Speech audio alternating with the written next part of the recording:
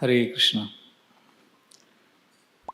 We are reading Srila Vyasadev's Despondency, the fourth chapter of the first canto, where Narad Muni is going to appear, and Srila Vyasadev is feeling very dissatisfied at heart.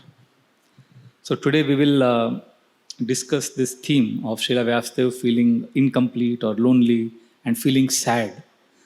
And what are the two principles that can help us cope with this feeling of incompleteness? So Srila Prabhupada writes very beautifully in the purport that Vyasadeva was complete in all the details.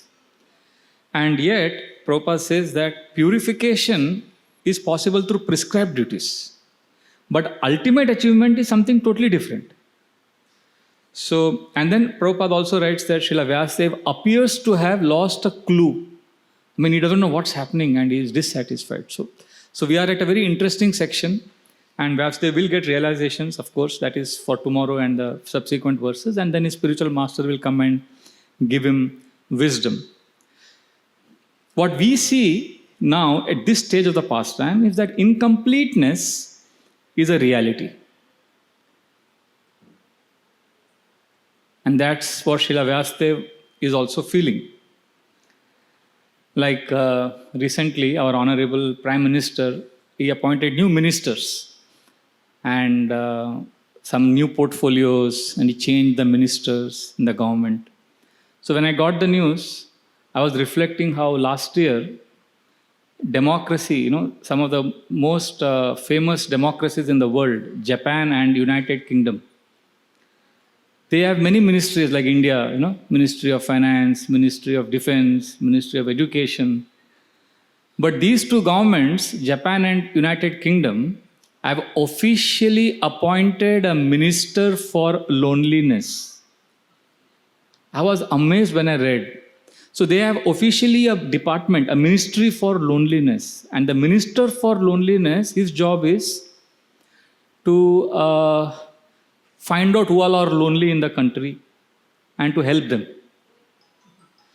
Now we may find it funny, but this only goes to prove that now slowly people are acknowledging, especially since the Chinese virus has attacked the planet, we see that the overall mental, emotional health of the planet has gone down. People are feeling lonely.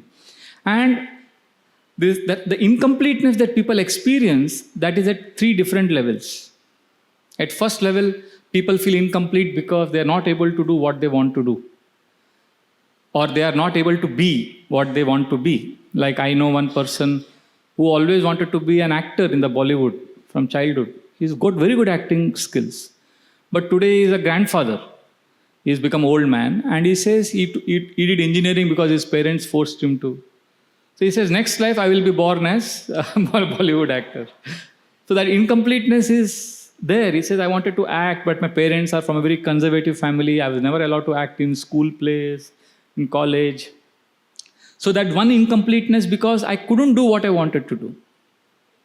At second level, there are people who are able to do what they want to do, but still they feel lonely because of lack of deep relationships. Like Marilyn Monroe, she is considered as one of the greatest stars in the Hollywood. When she was a young girl, she wanted to be an actor, and she became one. And she was considered as the greatest sex symbol. Very popular. And she said, I'm unhappy because I'm a sex symbol, and symbol means an object. People look at me with a desire to enjoy. I want love. So even she was incomplete, and she committed suicide. So there many people go through midlife crisis. Sometimes even devotees go through midlife crisis because of lack of either not able to do what I want to do, or because of lack of fulfillment in relationships. So there is incompleteness at these two levels. Now there is incompleteness at the third level, where people are able to do what they want to do. They also have deep, meaningful relationships. But yet there is something that is lacking. His Grace Vrishabhanu Prabhu once was telling in the Bhagavatam class that he and his wife, Kirtida Mataji, they would go to Mahalakshmi temple every Friday for 25 years. Every day, every Friday they would go. And on the 25th wedding anniversary, when they went, they prayed to Mahalakshmi ji that, we are coming to you every Friday, but still there is something incomplete. What is it? We have always asked you for so many things.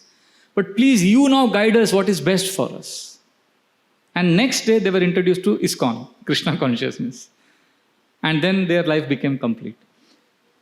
So we are all Sat Chit Ananda, eternal, full of knowledge and full of bliss. And in this material world, it is incompatible. This is Asat. We are all looking for stability. Everybody wants stability. That is Sat. We want awareness. We want to know what's happening. We want clarity. And we also want unlimited happiness. But to combat this incompatible situation in this material world, where we feel incompleteness because of one of these three things, either we are not connected to Krishna, or we are also not happy doing what we are doing.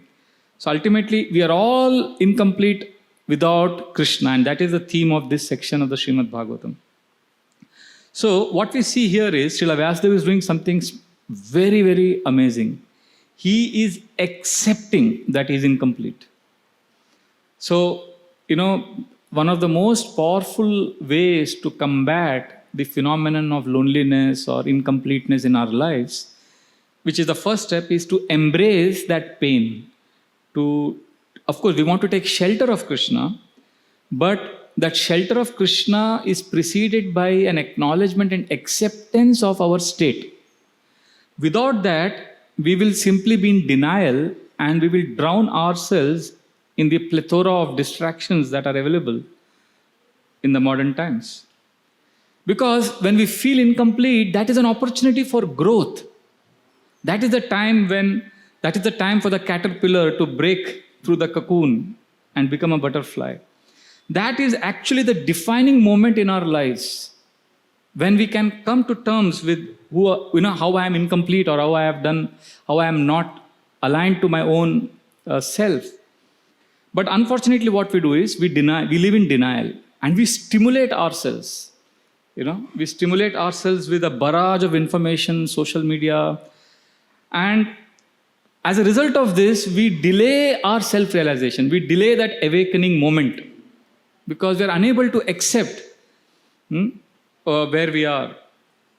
So the first principle of tackling this incompleteness is to accept.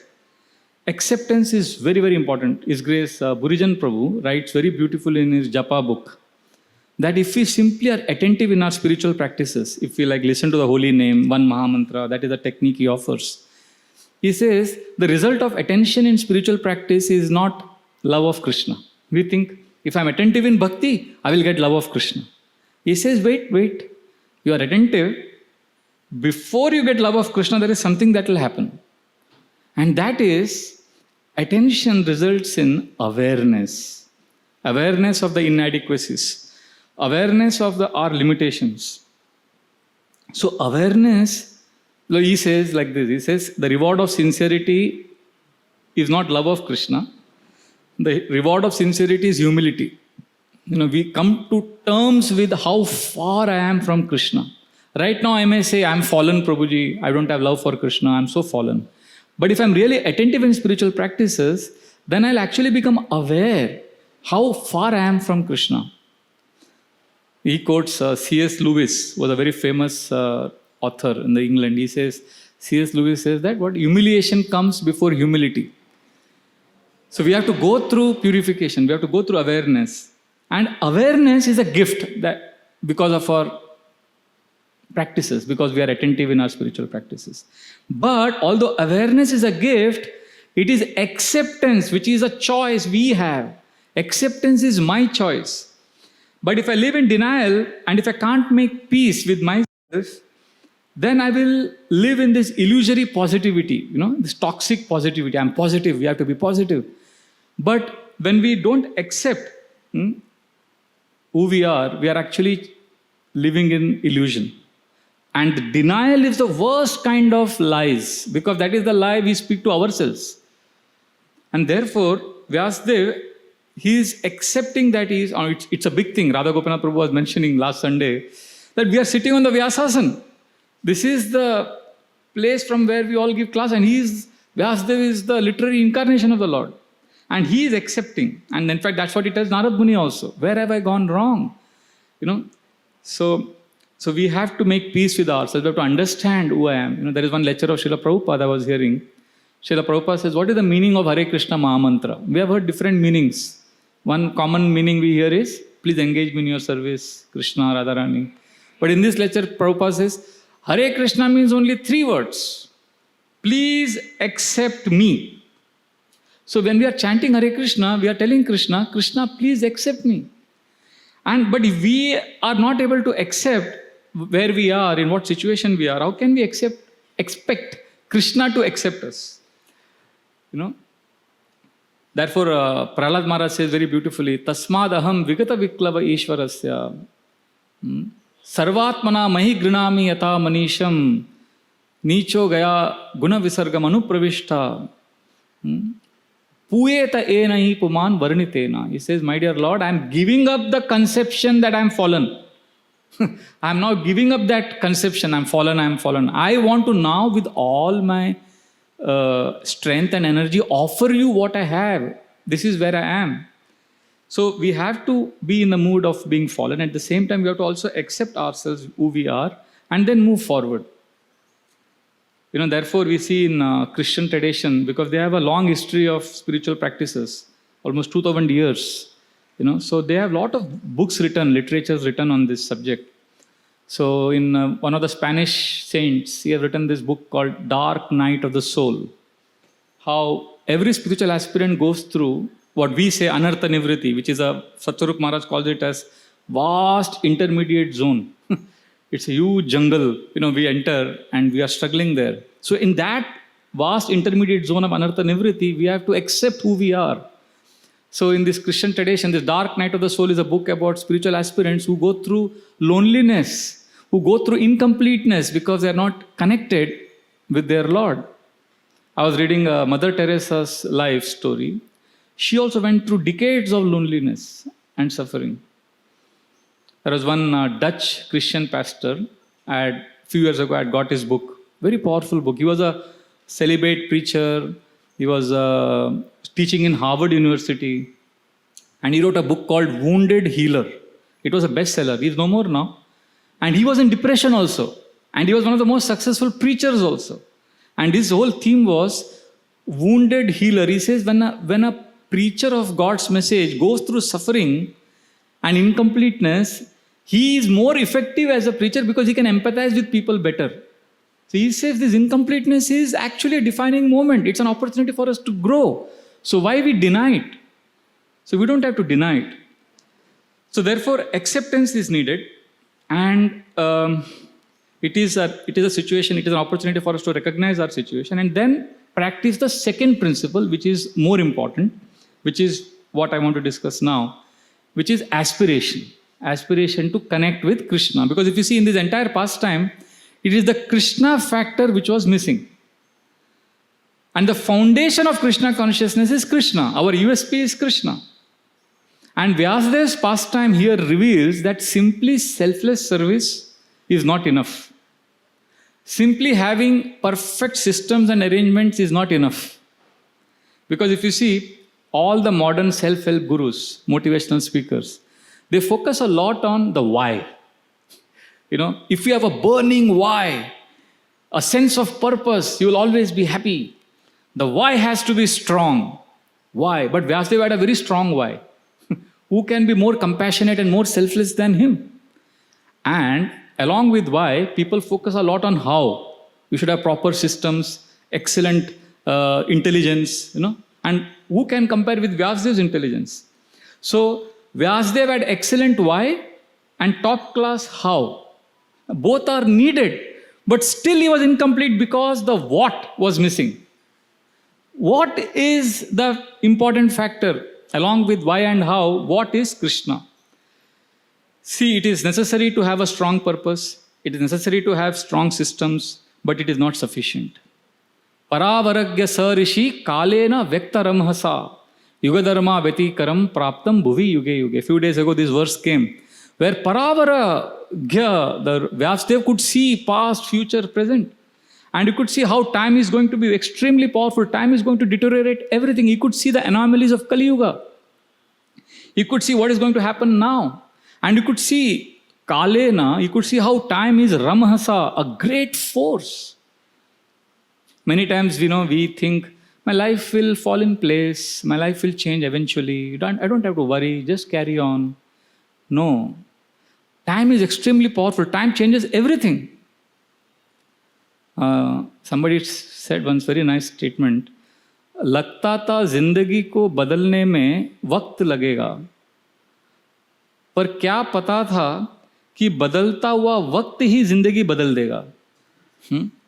So time is extremely powerful, and Srila Prabhupada writes in the purport to that verse that the power of time is so intense that we, as Kali Yuga progresses, what is important, we will consider it as useless. And what is useless or unimportant, we'll give it a lot of importance. Srila Prabhupada elaborates on this. Like if you see nowadays, I read a story about a man who wanted desperately to buy an iPhone 6 or something, which costs a few lakh rupees. The latest iPhone 12. iPhone 12. He wanted to buy iPhone 12. So he sold off land. He had some land at home. Now you ask yourself, common sense, land and iPhone, what is more valuable? During the World Cup, one man was so desperate to see India play that match, so he sold off his one kidney so that he could have the money to go and watch India in that World Cup match. And he lost his kidney, and to reciprocate with him, the Indian team also lost the match. So what is valuable, a kidney or a cricket match? That we have heard stories of people selling their gold so that they can get a car. So we are victims. This is how time has bewildered all of us.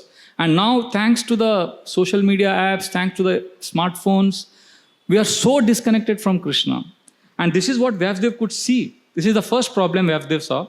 And the second problem Vyasdev saw was not only that time will make us lose the sense of importance, what is important and what is unimportant. Second thing Vyasdev saw was that time will destroy everything. If you keep an apple, you come and see that apple after 5 days. You will see the apple is gone. And on the other extreme, on the other end of the spectrum, we have Himalayas. By the power of time, even Himalayas will be crushed to powder. And in between, we have this human body. We have our life.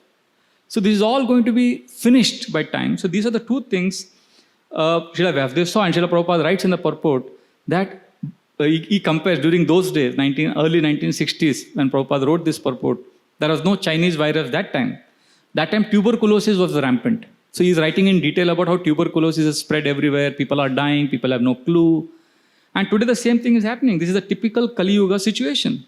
And Vyasdev, because of his intense compassion and selfless service mood, Chatur Hotram Karma Shuddham Prajanam Viksha Vedikam Vedadad Egya Santatyai Vedam Ekam Chaturvidam. Because of his compassion, he intelligently thought what has to be done. He divided the Vedas from 1 into 4, and then Rig, Yaju, Sam, Atarvakya, Vedesh, Chatvara, Udrita, Itihasa, Puranam cha, Panchamo Veda Uchyate. He also made, Mahabharata and, made Puranas and made teachers, professors for each of them. Paila Rishi was given in charge of Rig Veda. Jaimini Rishi was told, you take care of the Samaveda and start the Parampara.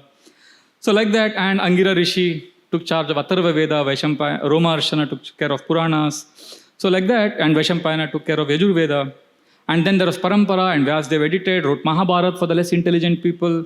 Excellent. See, there is nobody like Vyasdev who can balance tradition and being relevant. Last Sunday, Radha Gopinath Prabhu was saying that those who sometimes focus on tradition so much that they're not relevant.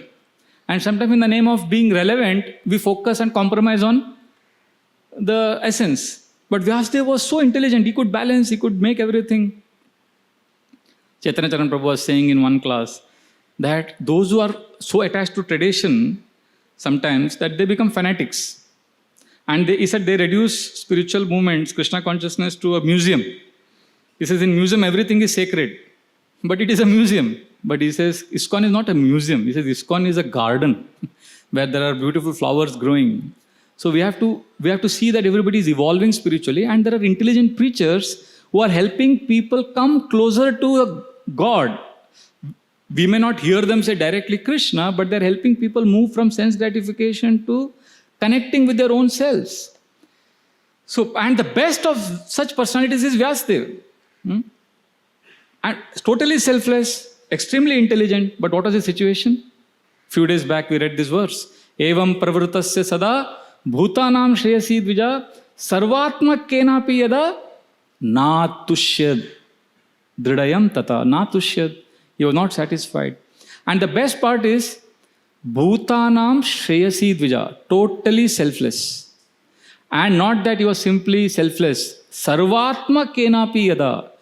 He used all his intelligence, mind, everything to make systems for helping people. So Srila Prabhupada writes in one of the future verses, in that Bhavatanudita prayam yasho bhagavato malam, in that verse Prabhupada writes that if Vyasadeva, the author of Vedanta, is not satisfied, how can the readers of these literatures be satisfied? It's amazing. So without the Krishna factor, there will always be incompleteness. I remember when I was growing up in childhood in Kolaba area, my father would take me for a walk in the evenings when he would come back from office. And there was one building, and he would show me the balcony of that building, and he would tell me, you know who stays there? I said, I don't know. He said, when I was your age, 10 years old, there was one lady in India who was the most beautiful in the whole planet. He would say her name was Leela some Naidu. He said she was the most beautiful woman on planet Earth, and everybody wanted to be with her. And he said, today, last 10-15 years, she's staying alone here, nobody to take care of her. And she's become an old lady, and she's in acute depression, and she's suffering. And I would, whenever we would go through that, we would look at that, and I would feel a sense of, fear, quote and unquote, fear. And then when I was in college, we heard that she died alone there. So this is how time is. So those who are giving pleasure and happiness to others, if they feel incomplete, what about those who are actually recipients of the entertainment? Like once on a flight, there was a man next to me. He was apparently a very famous singer. I didn't know him. So he said, he showed me some YouTube, there were millions of views for his singing. I said, wow. So then I thought I'll preach to him. I said, God has come in the form of sound. So I thought he'll connect to that music because he's a musician. So I told him about how God comes in the form of sound. He heard me and he said, yeah, I agree. God is in the form of sound because God has come as Kishore Kumar. So I said, what? And then he started saying, Kishore Kumar is such a great singer. And I didn't have the heart to disappoint him. But those who have read Kishore Kumar's biography or his life story, they will know that he was the most depressed man. Nothing against music, nothing against Bollywood, because sense gratification is also there in the Varnashram Dharma, entertainment as a place in society. We are not criticizing that. We are just saying that from the Bhagavatam perspective, anything without Krishna is hollow. In fact, Kishore Kumar was so depressed, he got married 5 times and he always felt incomplete. And finally, out of frustration, he put a board outside his house, saying, just like people put a board saying, beware of dogs.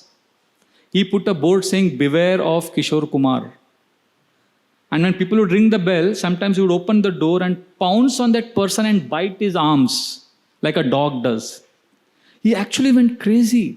We are not speaking against him. We are not belittling him. We are just saying that this world is so nasty.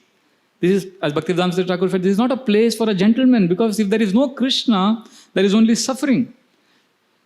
And if Vyasadeva, if he is dissatisfied because he has not adequately glorified Krishna, then what to speak of us? But to Vyasadeva's credit, what he did? Introspection. He realized, because he is following his rituals systematically, so he understood what is wrong. Sometimes devotees say, don't do introspection, just surrender to authorities. It doesn't happen like that. When you approach your guru and guru asks you questions, if you have done introspection, you can answer. If you go to a doctor for treatment and you can't tell the doctor, you treat me. The doctor will say, what are your symptoms? We have to have some thinking, some introspection. And Vyasadeva understood through his introspection. Srila Prabhupada writes in the purport that perfection Vyasdev achieved, but he could not get satisfaction of the heart. We may be perfect, we may be efficient, but satisfaction is beyond perfection.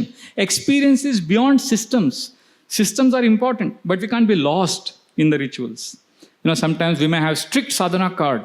We may have everything perfectly done. And, I've done everything nicely, so I'm, properly doing everything.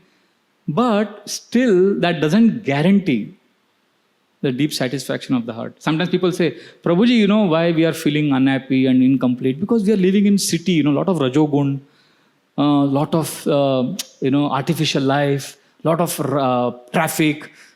But where was Vyasdev living? He was living in the Himalayas. Most tranquil place. So nature. So it has got nothing to do with externals.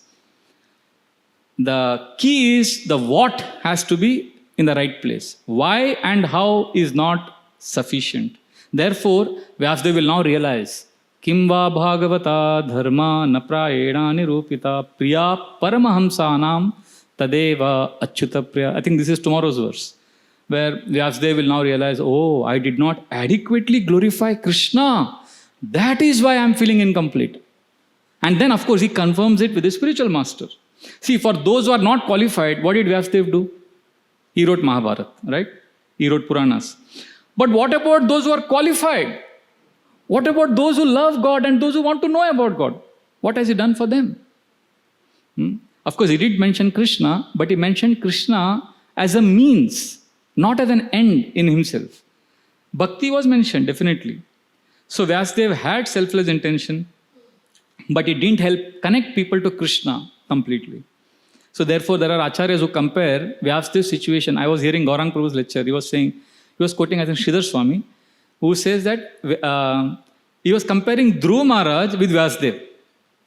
He says Dhruva Maharaj had a selfish intention, but he connected to Krishna. Vyasdev had selfless intention, but he couldn't completely connect with Krishna, so he felt dissatisfied. So he said that Dhruva Maharaj, despite selfish intention, because he connected with Krishna, he eventually felt satisfied also, and he eventually became selfless also. Sthana bilashi tapasi stitoham tvam praptavan deva munindra guhyam kacham vichinman api divya ratnam swamin kritartosmi varam nayache. So Dhruva Maharaj is telling the Lord that, I was looking for broken pieces of glass when I got diamond. I don't want anything. So moral of the story is somehow connect with Krishna. Srila Prabhupada, I think, writes in that purport that unless one is completely connected to Krishna, neither the Lord nor the living entity is satisfied. Even the Lord is not fully satisfied, in the sense he also wants pure reciprocation from the devotees. So ultimately, we're all looking for Krishna connection, right? Gaur Gopal Prabhu gives this famous example of Nokia phone and iPhone. If somebody has an iPhone but with no network connection, and somebody has an old Nokia model but is able to connect. So this is what, and the world, if you see, the world glorifies selfless service. The world glorifies perfect intelligent systems that we make. But even billionaires with both selfless service and excellent intelligence, they will always feel incomplete without connection to the Supreme or Divine, whom we know as is Krishna. Like Radha Gopinath Prabhu, once he was coming to temple from late night program, he saw right outside our temple near Bharati Vidya Bhavan one drunkard. He was totally drunk, and there was a beggar lying in the ground. And this drunkard was in coat and suit, nicely dressed, and he was drinking, and he was in his own world. And he looked at the beggar, and out of pity he said, he had a bottle of liquor. He said, Tu bhi kya yaad karega? Take this. So he gave charity. So Radha Gopinath Prabhu was telling us that how this drunkard was giving charity. Selflessly he was serving. But what kind of charity is that? What kind of service is that? Srila Prabhupada gives the example of a girl who was told by the mother that, my dear daughter, your younger brother has got typhoid. Take care of him, I'm going out. Don't feed him anything wrong. She said, okay. After she left, the child told the sister that, sister, I want to eat puri and bangan, fried brinjal. And the sister, out of compassion and selfless service attitude, fed that child puris and eggplant fried and that child died. So Srila Prabhupada says, what if this selfless service and compassion which is misplaced? We are not connecting people. So therefore, we are not connecting people to Krishna. So this is one problem. Selfless service without connection to the divine will leave us incomplete. And the second is perfect intelligence or perfection. Many of us are attracted to systems, control, perfection, which is important as a service, but it is incomplete. And generally, we become control freaks because we don't feel loved. When a person feels loved, he is so happy and willing to give up control. So if somebody is loved by Krishna, it's okay to have a less than perfect achievement in his own sadhana, in his practices. Niranjana Swami Maharaj, I was fortunate to serve him once. I was new in the guest reception department and I had to take him to the hospital for different medical checkups. And I assured him that by 12 o'clock we will be back. But it was so confusing and so messy that we came back by 4:30 in the evening. And I didn't even have prasad for him. And it was all messy. But I could see the entire time, the whole plan went for a toss. But he was at peace with himself, And when I came back, I was realizing, when we lose control, we go crazy. But an advanced Vaishnava knows that we are anyway not in control. And because he is connected to Krishna principle, he is feeling loved by Krishna, so he is peaceful. So therefore, these are the two things, selfless service and intelligence is not sufficient without the Krishna connection. And when Krishna connection is there, then it doesn't really matter whether we have perfect systems in place or not. Like I remember as a young boy, we used to watch movies. On Sundays, there used to be one movie used to come. And the whole family would watch. And from the servant quarters, people would come. And it was like very few houses had television during those days. And it was like a big event of the week. And we were all young boys. I was 9 years old. My brother was 8. My youngest brother was 7. And we used to watch movies for fighting, action. And we used to think, there has to be action. So there was one movie, very interesting. The protagonist, the hero, he comes into a village and he falls in love with the girl. And the girl also likes him, but they're not able to express love. Whereas there is a big Pahalwan in that village who also loves that girl. And he goes around saying that, I'm going to marry this girl. And he gets an inkling that this young man also is interested in that same girl. So he makes a propaganda that whoever can defeat me in a fighting match, he is the one who will get the girl or something like that. And this fellow, he's not a strong man, but he falls into the trap and he starts practicing because he wants to win the match. And the whole drama happens and we are waiting, young boys are waiting for the fighting to happen. And finally that match happens and the hero starts getting beaten, left, right, center. And we are like, when will the hero win, He has to win. But he gets beaten and finally he loses badly, he's bleeding all around and the referee announces the villain as the winner. And that moment, this lady comes running. And she says, oh, I love you. What happened to you? And he says, oh, I get you, is it? She says, yes. So then he says, but I lost. So she says, but who told you that I wanted you to win in the first place? Who told you that I wanted you to fight this match in the first place? You never asked me. And then he realizes, and then I saw, people watching the movie, the elders, their eyes were moist and they were like, oh, what an emotional scene. And we were young boys and we are saying, but he lost. And my dad said, but he got the girl. And we were like, so what? But he has lost. So we couldn't understand. But the message given in that is that, we may not be the victors. We may not be the winners. But if you get Krishna in the bargain, it's worth going through all the so-called defeat, loss, setbacks. I remember when Nityanand Prabhu and myself used to chant japa together in temple hall for many years. And Nityanand Prabhu during that time, his health was very bad. And he had a low blood pressure. And so when you have this very low BP, you are supposed to take more rest. But because of his health and his determination, he wouldn't give up. And he would chant japa and he would fall asleep in japa. And he wouldn't even realize that he's falling asleep. And I would keep waking him up. Every mantra, 2-3 times I would pat him on the thigh. And I would feel that, oh, I'm so kind to him, he's struggling so much in japa. I have to help him. Because I would never sleep in japa. I was always like, Hare Krishna. So I thought somewhere I'm better than him. And I had a sadhana card during those days and I would give myself marks. Okay, 7 out of 10. Today my sadhana was good. 8 out of 10. And he would be like, whole morning program, he would be like, and he would chant and he would go to. So I would tell him, you are doing namaz during morning program, going down, going up. And he would be very humble and, he would be struggling. So one day what happened, after a late night program, I fell asleep during japa. When it never happened during those days, and I was like struggling. And then I couldn't take it. I went to Sevasthan, and one bed was empty. I saw that comfortable situation, and I just fell on the bed, slept, and then suddenly I heard, Om Ajnana Timirandasya. Then I realized Bhagavatam class was on. I came running, and I sat in the class there, feeling fresh because I had a good rest for 1.5 hours. I was like fresh, and I was hearing the class. And then suddenly I saw, next to me, Nityanand Prabhu was there. And as usual, he's like, and he got up and he's standing in the class, and then again falling sleepy. And that was an epiphany for me, That was the moment I realized, my God, just one day I fell sleepy and I gave up the struggle. And here is a person who's struggling every day, but not giving up the struggle. And I am giving myself scores in sadhana card, 8 out of 10, 9 out of 7 out of 10. And this person is always saying, I'm fallen, I'm useless, and he's giving himself, 4 out of 10, 0 out of 10 maybe, 1 out of 10. And that's when I realized, just like I have a sadhana card, the original of that sadhana card is with Krishna in the spiritual world. And he's keeping a track. So as I give myself 9 out of 10, Krishna may be giving me 0 out of 10 or 1 out of 10, because the attitude is not right.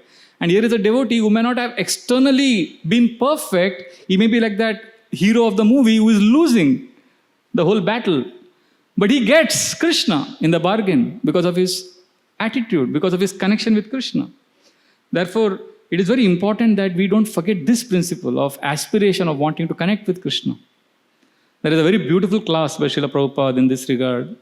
This is August 5, 1972, given in Los Angeles. It's a 17 minutes class, 16 minutes.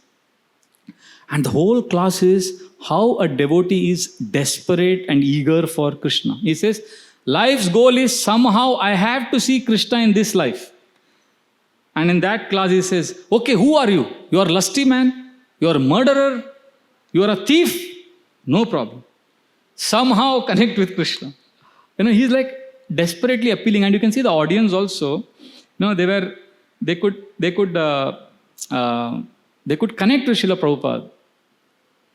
Many times we have this, in a cricket match, for example, if somebody gets out on 0 in the final of a World Cup match, but his team wins the match, ultimately, it's not about what you achieve, or like Prithu Maharaj, for example, he did 99 yajna, right? Even in those days, 100 century was important. But he did only 99, and he couldn't get that 100th one. But in the end, what happened? Lord Vishnu was satisfied with his 99 sacrifices. So ultimately, what we need is Krishna connection. It's not how externally we achieve anything and everything.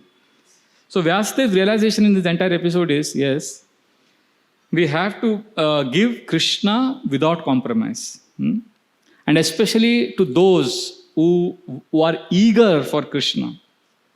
I was, this in Vidyapit, Govardhaniko village, they have this classes on all the Bhagavatam verses. So there are Gaurang Darshan Prabhu, Radhika Vallabh Prabhu, Damodar Prabhu, Gaurang Prabhu, Radhesham Prabhu, Balram Shakti Prabhu. They have given classes on this chapter, 4th and 5th chapter. So one of the classes, I don't remember which one, he was saying, very beautiful point, that there is this 9th offense to the holy name. And that is to instruct a faithless person on the glories of holy name. So for this, Prabhuji was mentioning that the other way of looking at this 9th offense is, it is also an offense to not give Krishna consciousness to those who are really wanting to take Krishna consciousness. Just like faithless people, you are giving them holy name, that's an offense. But what about those who are faithful? Why not give them Krishna? Why are we feeling shy to give Krishna? So therefore, Vyasadev, this is the understanding Vyasadev gets after this entire episode. Sometimes we have to give indirect, like Narad Muni gives to Prachini Parishad in the 4th canto. But in the 29th chapter, finally, he gives direct. Right? So, purity, perfect systems, intelligence, selfless service, motivation, everything is perfect. But, ultimately, are we connecting to Krishna? Vyasdev was sad, so Narad Muni came. And Arjuna was sad, Krishna gave Bhagavad Gita. Generally we say lamentation is a sign of Shudra. But when pure devotees are sad and despondent, like Yudhishthira Maharaj was sad, then Bhishma Pitama gave such beautiful instructions. But when pure devotees are sad and despondent, transcendental literature comes out. See, when a common man is bewildered, he will go away from Krishna. He will go to YouTube or Netflix. But when a pure devotee is sad and depressed, he will come closer to Krishna. And not only he will come closer to Krishna, he will get conditioned souls also closer to Krishna. Therefore, Radhika Vallabh Prabhu was saying once that we should not be bewildered by the bewilderment of pure devotees. And he was giving a nice example, that Rupa Goswami's prayer, where Rupa Goswami says that may the bewilderment of Mother Yashoda protect us. So bewilderment of pure devotees is auspicious. So in this pastime, we are not holding anything against Srila Vyasadeva. We are just saying the lesson to learn is somehow we have to come to Krishna and Krishna will take care. We have to have that faith that I have to connect with Krishna, because Krishna, in Chaitanya Charitamrita, it is assured. Krishna kahe ama baje mage vishaya sukh. Amrita chadi visha mage ei bado murkh. He is a fool. He has come to me, but he is asking for sense gratification. But Krishna says, Ami vigya, yei murkha vishaya kene diba. Swa charanamrita diya vishaya bulaiva. So this is the faith we need to have, because, and if we want to connect with Krishna, that nectar of Krishna, where is it available? Our Gaur Vilas Prabhu was explaining, where is nectar available? He quoted this amazing verse. Abdo vido vadumukhe faninam nivasa swarge sudha vasati vai vibudha vadanti ksharam kshayam patimritam garalam patantam kanthe sudha vasati vai bhagavad jananam. So in this verse it is said, Abdo, people say nectar is available in the ocean because that's why they churn the ocean. So to get the nectar. Abdo, Vido, oh maybe the moon god, there is nectar drop falling. That's why when that nectar drop fell on Lord Shiva's skull garland, the skull started jumping in joy. So maybe nectar is in the moon god. Abdo, Vido, Vadumukhe, maybe my girlfriend, boyfriend, her face is filled with nectar. Vadumukhe. Phaninam Nivasa, maybe in the Nagaloka there is nectar, because when Bhima was thrown into the Naga planet and they gave him nectar and they revived him. Swarge Sudha Vasati. Oh, in the heavenly planets there is nectar. Vibudha Vadanti. Intelligent people are saying that nectar is available in these 5 places. But this Vaishnava Acharya is saying no. Ksharam Kshayam Patimritam Garalam Patantam. Ksharam. In that ocean, when they were churning, Alahal came out first. That means it is not nectar place. And moon god. Oh, if there is nectar there, Kshayam, why does it go into Amavas? No, it doesn't fit the bill. Ksharam Kshayam Patimritam. Oh, your beloved has nectar, then why does she become old and die? Ksharam Kshayam Patimritam Garalam Patantam. Garalam means in the snakes, by definition they have poison. So they cannot be category, they cannot be the criteria for nectar. And Patantam, those are in heavenly planets. Why they fall down? That means nectar is in neither of these 5 places. So where is the nectar? Abdo vido vadumukhe faninam nivasa swarge sudhavasati vai vibudha vadanti ksharam kshayam patimritam garalam patantam kanthe sudha vasati vai bhagavad jananam. Devotees of Krishna, the bona fide devotees, when they glorify Krishna, in their throats nectar resides. So when we are fortunate to hear, when we connect with devotees who give us Krishna, that's where nectar is. And how do we know who is a devotee? Srila Prabhupada says in one lecture that, mechanic is also seeing car and we are also seeing car. All of us are seeing car, but mechanic knows what is wrong with the car. He sees the car differently. So Srila Prabhupada says, we all hear Bhagavatam, we all see Krishna's deity. But pure devotee, he knows what is the problem in our relationship with Krishna. He helps us connect. And in that lecture I was hearing Srila Prabhupada is talking about this eagerness for Krishna. He quotes many times, whenever you hear Prabhupada quote this verse, Krishna bhakti rasa bhavita mati kriyatam kutopi labhyate tatra laulyam ekalam mulyam janma koti sukritir bina labhyate. Whenever he says this phrase, Tatra laulyam. You will see Prabhupada's voice. He literally shouts, Tatra laulyam ekalam mulyam. And you can see the audience also, responding. Srila Prabhupada, he would often quote this story of the dacoit. I think a Muslim dacoit who had never heard of Krishna. Police was chasing him. And he landed up in a Bhagavad Katha. And there the speaker was speaking about Krishna's jewels and beautiful Krishna who is in forest of Vrindavan. So this dacoit was thinking of Krishna and he was going to Vrindavan, meditating on Krishna, wanting Krishna desperately. And Prabhupada says in that class that this dacoit thought, I will flatter this boy and I will take all the jewels from him. And when Prabhupada says that, you can see that endearing tone of Srila Prabhupada and you can hear all the devotees laughing in that class as if, Krishna is present in their midst. And then Srila Prabhupada says, this dacoit saw Krishna because of his hankering, and when he saw Krishna, he said, give me the jewels, you are such a rich boy. And Krishna said, no, I cannot give. And then all the devotees laughed, and Prabhupada said, Krishna said, I cannot give because my mother will get angry. So then he kept flattering him, and finally Krishna said, okay, take the jewels. By this time, the dacoit had been completely transformed. So therefore, this is the power of connecting with Krishna. That completeness. Right now, we are incomplete because we have an illusion of completeness. We think, I'm perfect, I'll do everything nicely. But if you are connected with Krishna, then there will be completeness. Smeram bhangi traya parichitam sachi vistirna drishtim vamsi nestodara kishalayam ujvalam chandrakena govindakhyam hari tanumiya keshi tirto pakanthe ma prekshishthastava sakhe yadi bandhu sange strirange. Rupa Goswami is saying, don't go to the bank of Yamuna at Keshi Ghat. There is a boy there in threefold bending form, Govinda. On the full moon night, if you hear him playing flute there, all your attachments to your family will all go away. So if you're attached to your family, don't go there. So in other words, he's saying, get somehow connected with Krishna, then all your problems will go away.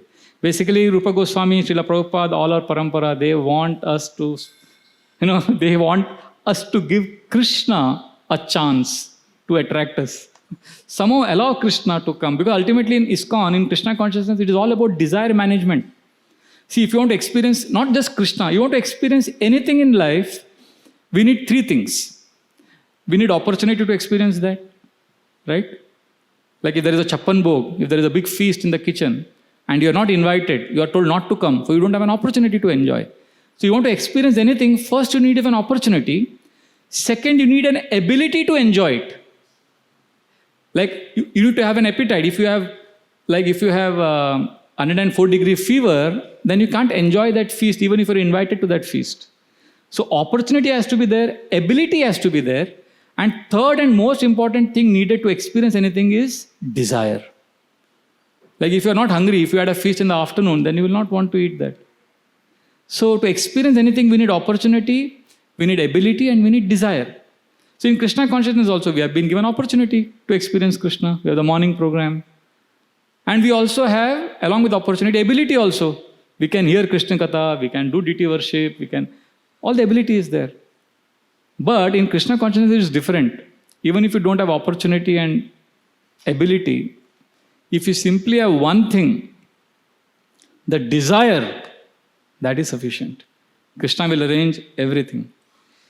So therefore, the essence of today's class, the discussion is that there are two principles needed to cope with our incompleteness and loneliness.